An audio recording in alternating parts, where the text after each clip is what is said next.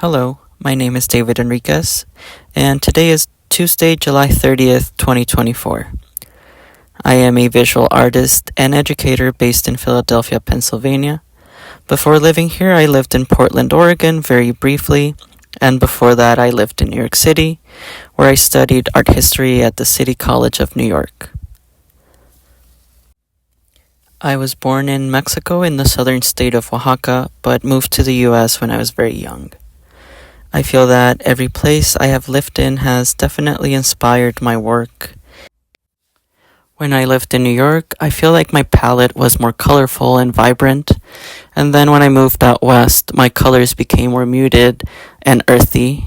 My compositions also became more triangular. I developed an appreciation and interest in the forms and heights of mountains, which replaced the skyscrapers that I was so used to for so long. I could see Mount Hood on clear days in Portland, and when I went to Oaxaca for a residency, I was completely surrounded by mountains. The architecture there is colonial, and the buildings tend to be short, so you can see the mountains from every point in the city. Although I left Mexico when I was still very young, the memories of going to old churches with my grandmother really stuck with me. Oaxaca is a place where people really hold on to these traditions and religion, and where you can see this blend of native and European beliefs and practices. I feel very fortunate to have experienced that, and to have a direct connection to such a rich and beautiful culture, from which I draw inspiration for all of my works. I think that going to these churches really created a lot of core memories for me. I remember sitting in these spaces and being astonished by the paintings and the statues that decorated the walls and altars. And Mass had so many components and rituals, all the singing, the smell of flowers and incense, and all the visuals really transported me to another place.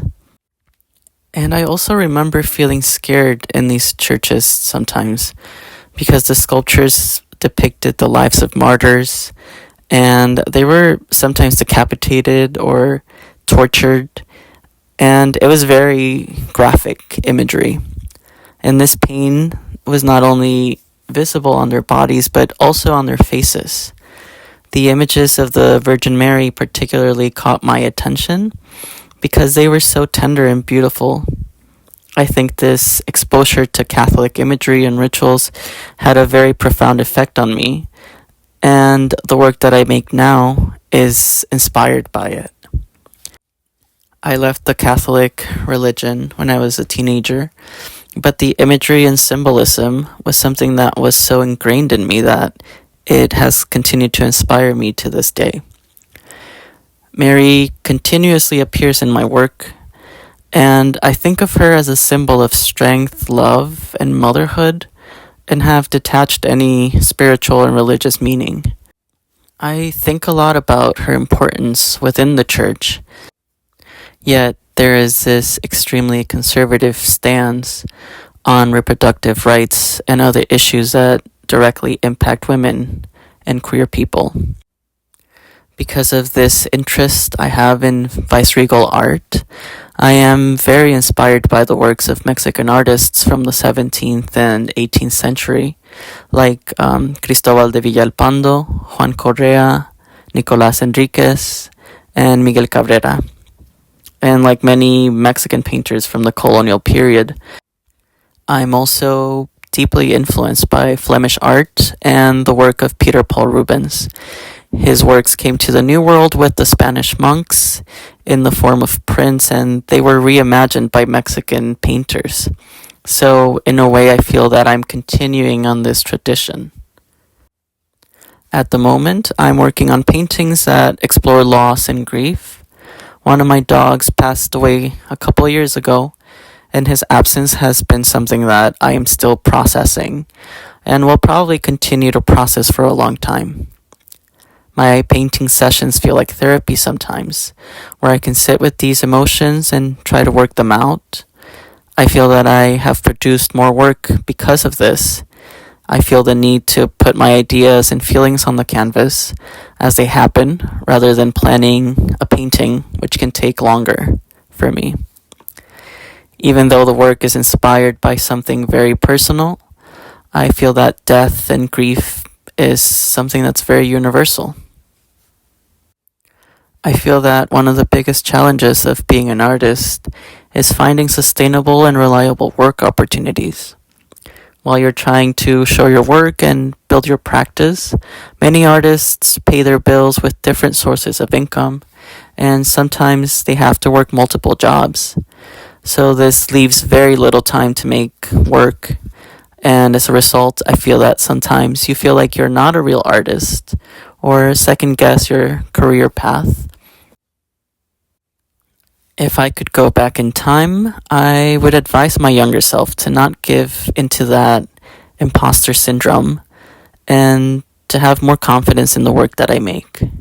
Even when I have periods of low productivity, I would also tell myself that there will be people that understand the work and connect with it. At the moment, I have been focusing on painting, but I have been feeling very eager to go back to ceramic sculpture. I think some of the ideas I'm exploring right now will translate and may even be more suited for clay. Being inspired by nature lately and mountains, it makes more and more sense to me to use the earth as a medium. When I paint, I feel like I need to listen to music. What I listen to really depends on how I'm feeling that day or what I'm painting. It can vary from indie rock, baroque, traditional Mexican, jazz, psychedelic, and pretty much anything in between. I've been listening to Palace a lot. Heaven Up There is a song that has really helped me lately. I also really enjoy listening to the Maccabees, Yellow House, Little Jesus, which is an awesome Mexican indie band, Fontaine's DC, Mars Water, Radiohead, Beyonce. In the last couple of days, I've been listening to Alabaster de Plume on repeat.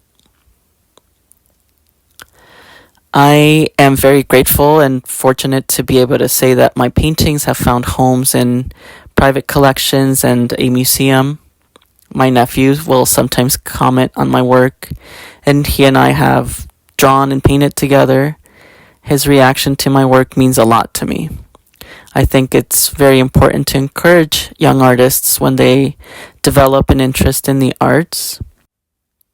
When I was younger, I would ask my grandmother to draw the statues and paintings we would see in these churches, and I would add color to them. She also loved singing and would sing songs from the Mexican Revolution, which I truly enjoyed.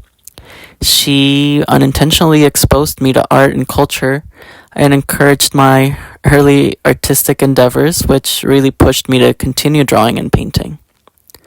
When I did a residency in Oaxaca, I painted a large portrait of her that now hangs in my house in Philadelphia. And every time I look at it, I feel this need to paint. So I think even to this day, she's still motivating me, even though she's no longer with me. I hope that people look at my paintings, that they engage and connect with them. I hope to continue sharing my culture with people through my work, and I hope that younger viewers with similar backgrounds as me will feel inspired to learn more about their own heritage. I think my recent work explores a theme that most people can relate to, as it's something so human and universal. And I feel that people that have pets might connect with these works on a different level. Having dogs has changed me as a person. It has made me a happier person for sure, and it has taught me so much. I feel that their unconditional love and loyalty is something that needs to be recognized more. In a couple of days, it'll be 2 years since my dog Picasso left this world, and I hope that wherever he is, he knows how much he meant to me, and he continues to mean to me, and that these recent paintings are for him.